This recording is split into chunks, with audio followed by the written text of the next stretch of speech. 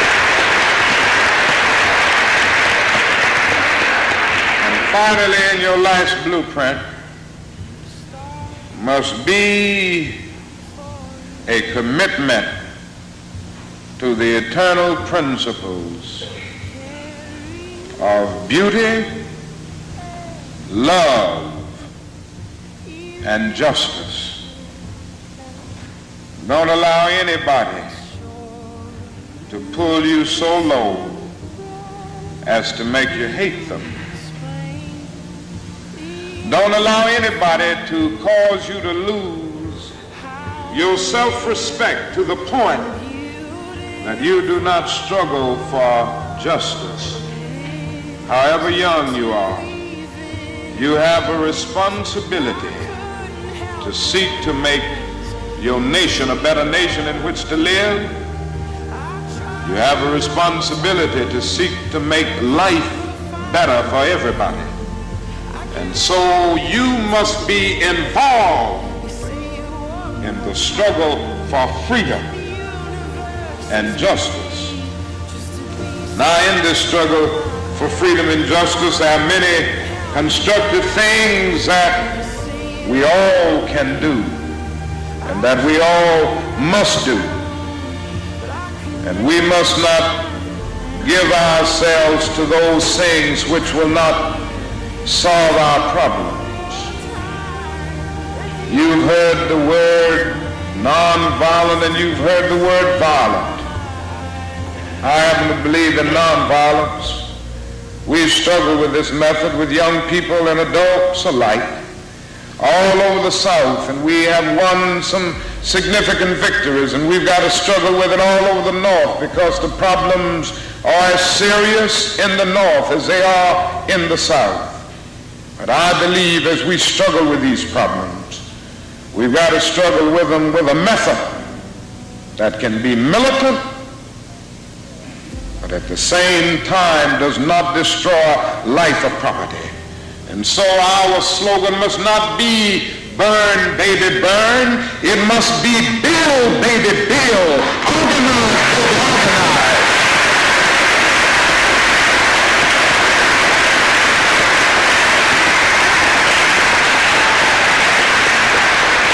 Yes, our slogan must be learn, baby, learn, so that we can earn, baby, earn.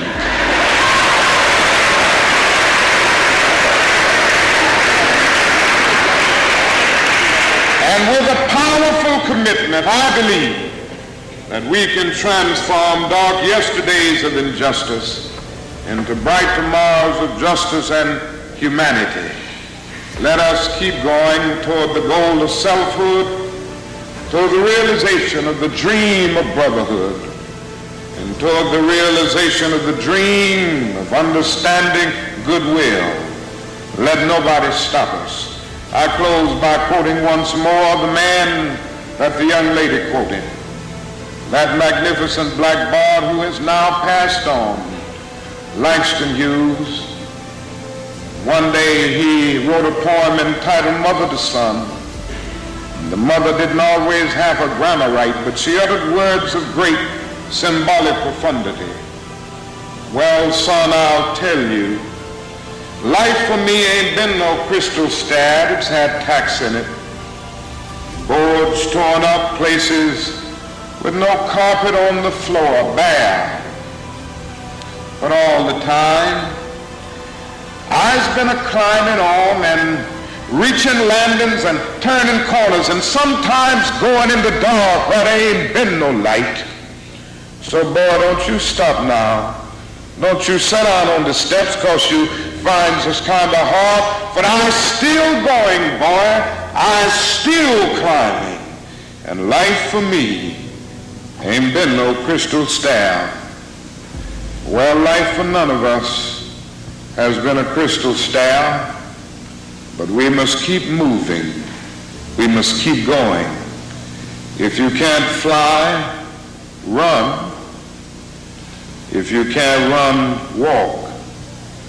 If you can't walk, crawl, but by all means, keep moving.